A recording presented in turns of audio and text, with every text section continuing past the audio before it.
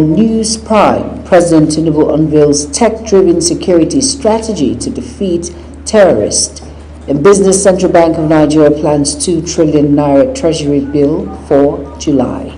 And on the foreign scene, United Nations chief urges global rules for artificial intelligence. And in sports, Kada Stars win 6th straight Hockey Super League title. Hello and welcome to all our viewers in Nigeria and around the world to News Prime on Global Television, coming to you live from the nation's capital, Abuja. I am Jumai Manson. A quick reminder that Global Television is on DSTV channel 365, Star Times channel 276, and Free TV. Now the news in full.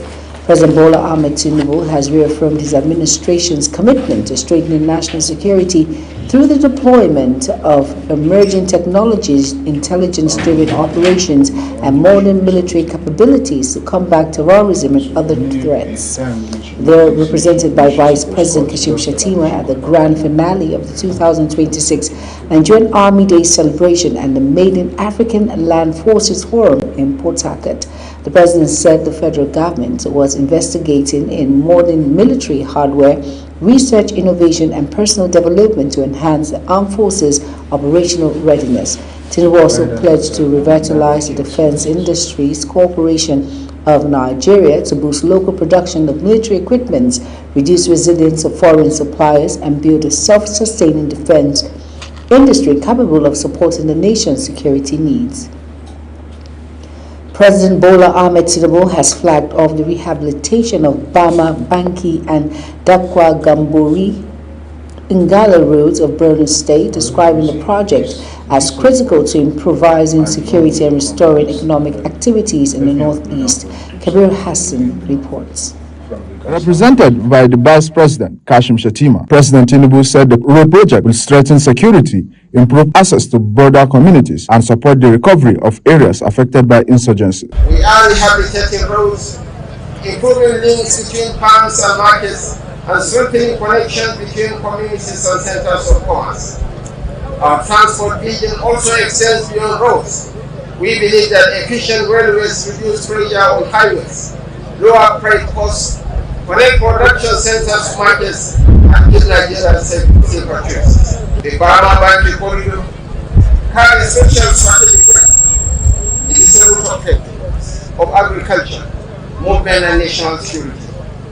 Its rehabilitation will improve access, strengthen cross-border economic activity, support the movement of farm produce, and enhance the reach of our security agencies. The president said the road will also improve cross-border movement with Cameroon and Chad, creating opportunities for trade and economic growth across the region. Minister of Works, David Umahi, said the project are part of the federal government legacy infrastructure program aimed at restoring critical road network, improving regional connectivity, and supporting lasting peace and development in the Northeast. Road infrastructure, not only in the Northeast, it is a larger, program of President Bola Ahmed Tinubu in fighting insecurity. When this project is done, our people in the Northeast will benefit because it's leading us to Chad and to Cameroon. But the greater interest in it is that our military forces, we have roads to combat whatever might be left of the insurgency by the time this project is completed. The federal government says the project forms part of its strategic infrastructure program aimed at improving security, enhancing connectivity, and driving sustainable development across the Northeast. Kabir Hassan, Global TV News. Meanwhile, President Bola Ahmed Tinubu's administration says steady progress is being recorded on the Sokoto-Badagry superhighway, reaffirming its commitment to delivering world-class infrastructure that will improve connectivity and drive economic growth across the country. The Minister of Works, David Umahi, gave the assurance after inspecting the 162.3-kilometer section 3 of the project spanning Lagos, Ogun, and Oyo State. He expressed satisfaction with the quality and pace of the work, commending the contractor and officials of the Ministry of maintaining high engineering standards. Umahi said the project is one of the federal government's flagship infrastructure initiative under the Renewed Hope agenda aimed at improving transportation, restoring confidence in Nigerian roads sector, and promoting sustainable economic growth. He also dismissed claims that the Lagos-Calabar Coastal Highway is responsible for flooding in parts of Lagos, insisting that the project has adequate drainage systems and blaming poor waste disposal practices for the flooding. You have achieved about 10% of permanent work, and this is mind-blowing. We are enthused. We are very happy, and I thank this National Assembly people. The team will go and evaluate the coastal highway tomorrow and the surroundings. Not because we are causing the flooding, but because the president has directed we should go and they technically, evaluate it.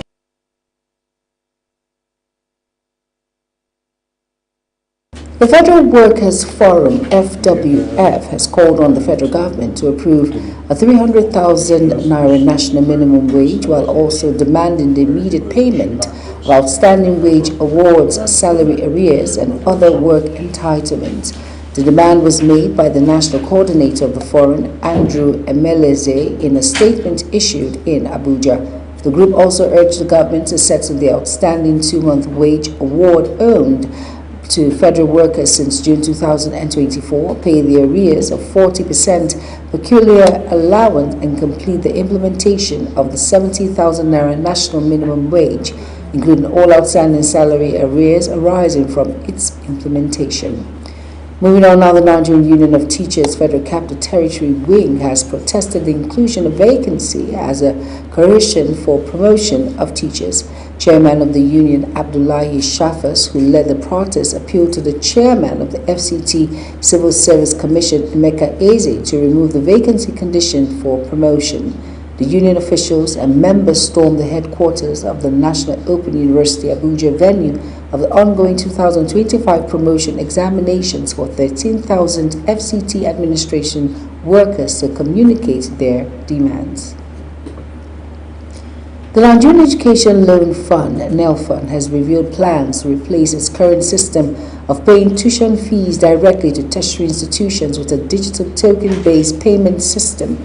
The managing director of NELFund, Akintunde Sawyer, disclosed this during an interview, stating that the move is aimed at eliminating double payments and improving transparency in the disbursement process. He explained that the planned upgrade would give students greater control over their tuition payments are made while ensuring funds are used solely for educational purposes. The federal government has inaugurated the Tertiary Institutions National Literate Committee to drive academic excellence and promote innovation, research, and scholarship across Nigeria's higher education sector. The committee, inaugurated by the Minister of Education, Tunji Alaosa, will oversee the implementation of National Literate Program, an annual initiative that will reward outstanding undergraduate, master's, and doctoral research with prizes worth about 365 million naira. And the program is aimed at recognizing exceptional academic achievement and positioning research and innovation as key drivers of national development. The federal government has urged Nigerians in South Africa who fear for their safety to take advantage of its final evacuation flights, warning that there are no signs that the situation is improving amid ongoing xenophobic attack. That has claimed the lives of 2 Nigerians. In a statement, Minister of Foreign Affairs Bianca Ojukwu said Nigeria remained deeply concerned about the safety of its citizens following the ongoing xenophobic protests and attack of migrants. The minister said Nigeria had demanded action from South Africa authorities. The federal government has directed the Federal Competition and Consumer Protection Commission to investigate ex-Meta, other major technology companies, and generative artificial intelligence AI firms of allegations of anti-competitive practices affecting Nigeria's media industry. The directive followed a joint petition submitted to the presidency by the Nigerian Press Organization, comprising the Newspaper Priorities Association of Nigeria, the Nigerian Union of Journalists, the Broadcasting Organizations of Nigeria, and the Guild of Corporate Online Publishers. According to a statement issued by the Federal Competition and Consumer Protection Commission, the directive was conveyed in a letter signed by the Minister of Information and National Orientation, Mohammed Idris, requesting the Commission to investigate the allegations contained in the petition. The presidential candidate of the African Action Congress (AAC), Omoyele Sowore, has opened his defense in the alleged cybercrime charges filed against him by the federal government. Sowore called human rights activist and lawyer Deji Adeyanju as his first defense witness, Obong Usoro reports. The federal government, through the Department of State Services (DSS), instituted the case against Omoyele Sowore, accusing him of alleged cyber stalking over social media posts in which he referred to President Bola Tinubu as a criminal. At the commencement of the defense, the prosecuting counsel, Akinlolu Kehinde, objected to the appearance of Deji Adeyanju as witness, arguing that he was counsel on record for Sowore and was therefore not competent to testify. Responding, Sowore's counsel, Olumide Fusika, described the objection as baseless, explaining that the law permits a lawyer who is expected to testify in a matter to withdraw as counsel on record before giving evidence. He also told the court that Adeyanju had already stepped down from the case. Where we have with our lead lawyer is that for the lawyers that have appointed so because they wanted to remain completely a legal issue because there's no legal thesis in the party. And as you are aware, the defense started today. And we expect to see this an open court for journalists to go in there and cover the case as it is progressing. After hearing submission from both parties, the court overruled the prosecution's objection and held that Adeyanju was competent to testify, allowing him to proceed as the first defense witness. The ruling marks the commencement of the defense phase of the trial, following the close of prosecution's case. Today, that even the prosecutor, who is the senior advocate of Nigeria, said that he's waiting for me to convince him so that he can vote for me in the election. That's progress made today. We are close to winning an additional vote. But shout power! The alleged cybercrime charges against Sowore have attracted significant public attention, with rights groups and civil society organizations closely monitoring the proceedings because of their implication for freedom of expression, press freedom, and administration of justice. The case was adjourned for continuation of the defense. Ubong Usoro, Global TV News. Over now to the Federal High Court in Abuja has adjourned judgment in a forfeiture suit filed by the EFCC against 57 properties linked to former Attorney General of the Federation, AGF Abubakar Malami SAN. Until July 10th, George Abdul Malik fixed the date after EFCC's lawyer Jibrin Okutekbe SAN and counsel to Malami and another respondent Adedayo Adedeji SAN adopted their processes and presented their arguments for and against the case. Although no reason was adduced for the shift in the date, 3 other cases on the cause list were also given new dates out of 13 matters before the court. You are watching the live broadcast of News Prime. News Prime continues after this weather forecast, plus business, foreign and sports stories on the other side of this break. Please stay with us. Hello once again. It was a fairly quiet Monday morning across most parts of the country, although residents in the coastal parts of Cross River State woke up to some early morning rainfall. And as we go into Tuesday, the atmosphere is expected to remain generally calm and stable, although there's a chance of morning rains in parts of Lagos, Ondo, Edo Delta, Bayelsa, and Rivers States, with some morning rumbling of thunder and rains in parts of Taraba and Adamawa States. Further into the day, isolated thunderstorms are expected in the north and north central, with light to moderate rains in the southern region of the country. Cooler temperatures are being observed in the southern region, so stay with us, as coming up next is the temperature forecast. I am Theodora Itzum. Thank you for watching.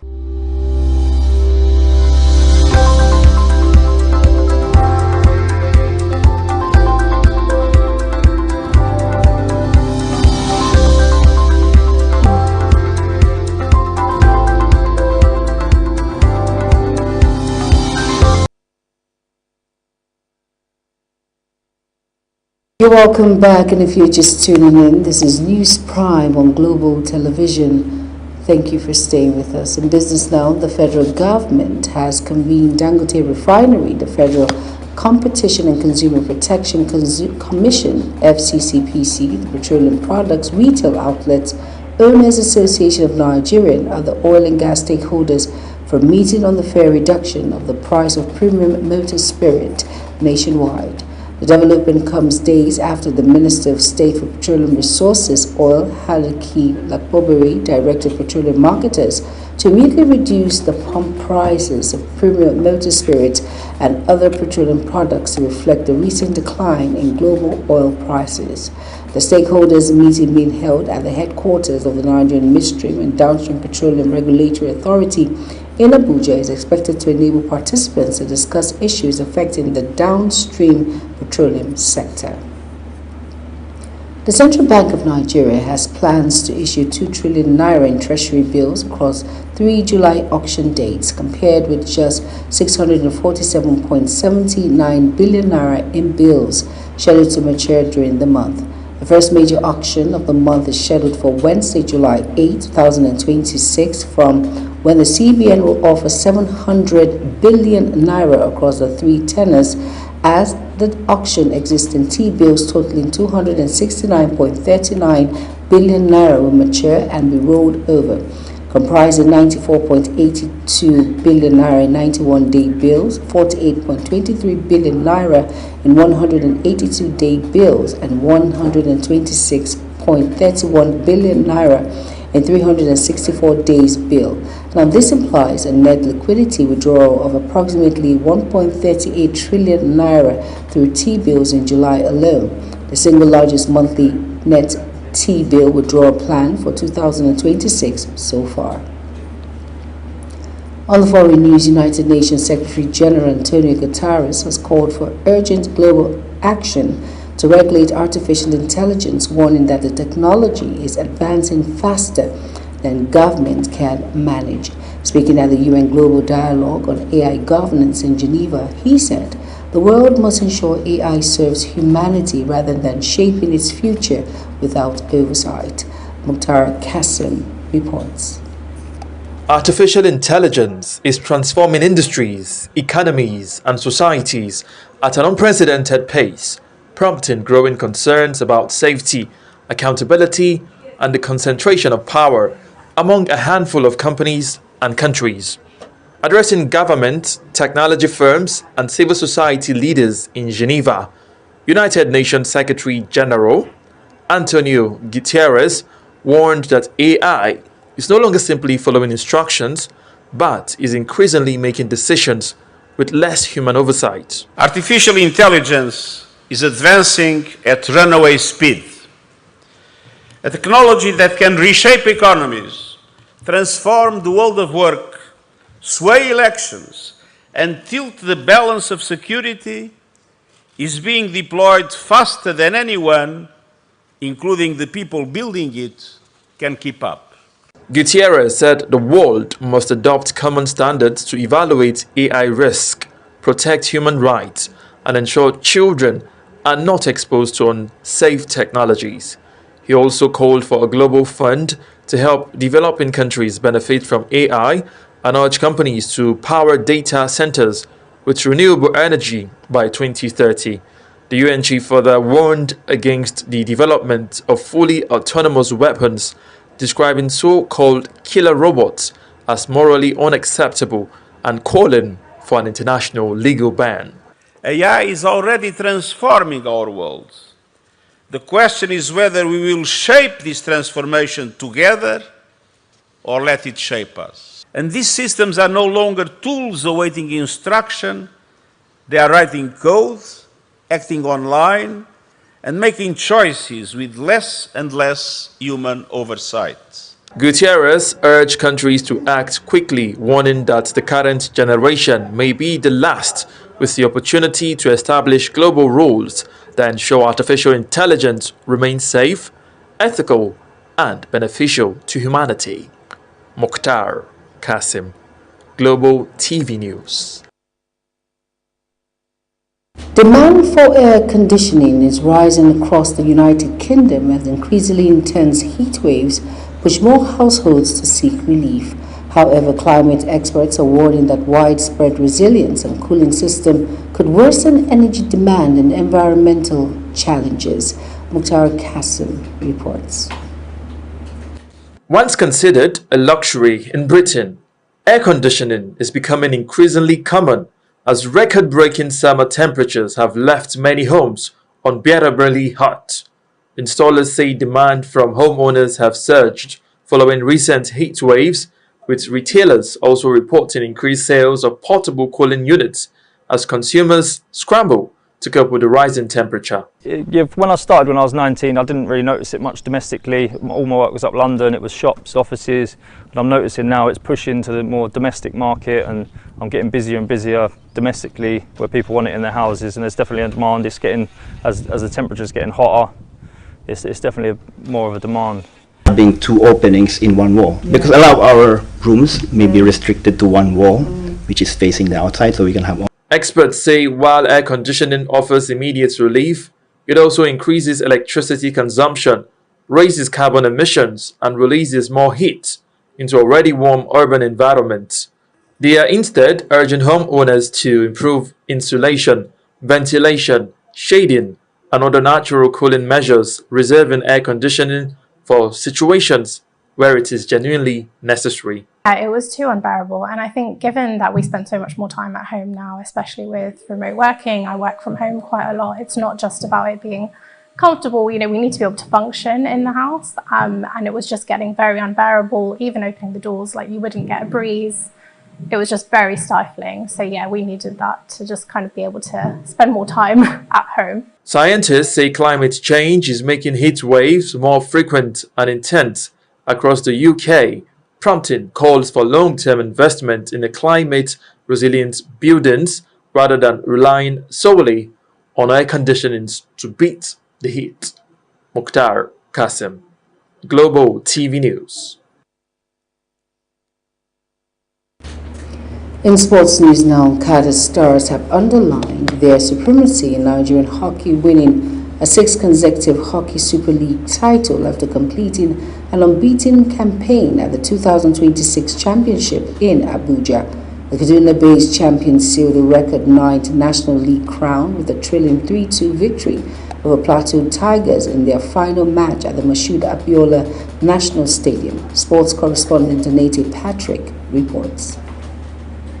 Carter Stars won all 8 league fixtures to finish with a perfect 24 points ahead of Police Machine in 2nd place and Plateau Tigers in 3rd. It was a memorable outing for Kaduna State as Carter Queens also emerged champions in the women's category with 16 points, completing a historic league double ahead of Plateau Queens and Delta. President of the Nigerian Hockey Federation, Engineer Simon Nkom, described the 2026 Super League as the most successful edition ever, citing the high standard of competition, strong stakeholder participation, and growing interest in the sports. I would have said modestly, better than all the past years, but as rather put it this way, is the best ever for Nigerian Hockey Federation, because it's not just the artistics, the presence of the number of people that are here, but the dignitaries that are here. Nkom also announced that the National Sports Commission, with federal government support, has approved the replacement of Nigeria's aging hockey pitch with a modern blue artificial turf that meets international standards. He said the new facility will improve playing conditions, enhance television coverage, and boost the overall development of hockey in the country. President of the Federal Republic of Nigeria, in line with developing sports and sports facilities and infrastructure, has directed the chairman, the National Sports Commission, to ensure that these facilities are developed. Therefore, we need to give all glory and thanks to Almighty God for making it possible, and also I want to thank the team because the collective effort putting together to make sure that hockey has a brand new face, which you have seen today. The Federation president added that Nigeria's national teams are making steady progress, noting that the days of heavy defeats to African powerhouses are gradually fading as improved infrastructure and player development continue to raise the country's competitive standards. With another dominant league campaign and renewed investment in facilities, Nigerian hockey appears set for a new era of sustained growth and greater international competitiveness. Anitie Patrick, Global TV News. To end News Prime, here's a reminder of our top stories again. On Global TV News Prime, President Bola Ahmed Tinubu has reaffirmed his administration's commitment to strengthening national security through deployment of emerging technologies in intelligence-driven operations and modern military capabilities to combat terrorism and other threats. In business, the Central Bank of Nigeria has planned to issue 2 trillion naira in treasury bills across 3 July auction dates, compared with just 647.79 billion naira in bills scheduled to mature during the month. And on foreign scene, United Nations Secretary General Antonio Guterres has called for urgent global action to regulate artificial intelligence, warning that technology is advancing faster than government can manage. And finally, in sports, Carter Stars have underlined their supremacy in Nigerian hockey, winning a 6th consecutive Hockey Super League title after completing an unbeaten campaign at the 2026 Championship in Abuja. And that's it on News Prime. Here's a quick reminder that Global TV is on DSTV channel 365, Star Times channel 276, and Free TV. Kindly follow us across all social media platforms now showing on your screen by using @Global TV NG. I am Jumai Manson. Thank you for watching.